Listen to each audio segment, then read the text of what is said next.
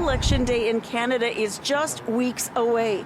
Polling places will not be requiring voters to show proof of vaccine, nor mandating workers at polling stations to be vaccinated.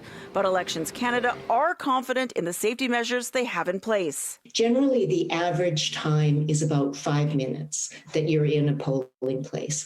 So it's low contact, it's quick, it has all of the hallmarks that will make these things a bit safer. Masks are mandatory for in-person voters and those working at polling stations right across the country, regardless of local rules. And that in-person voting place could be different this year as fewer schools are being used. The preference is that there's an entirely separate entrance to the polling place. And if not that there is a way of routing people so that there will be absolutely no contact between the electors and the students. But if this election is like BC's provincial pandemic election last year, polling stations won't be as popular. We actually had more voters vote before Election Day than we did on Election Day in BC in 2020, and that had never happened before. Mail-in ballots also broke records in BC.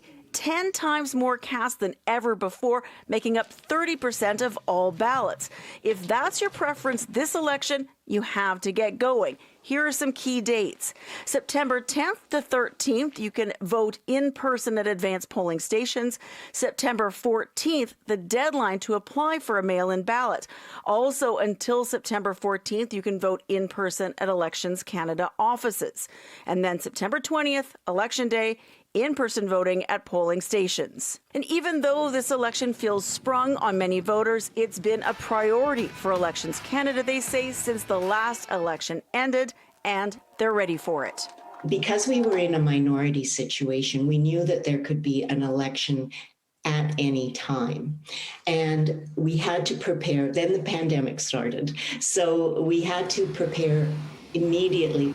For City News in Victoria, I'm News 1130's Liza Yuzda.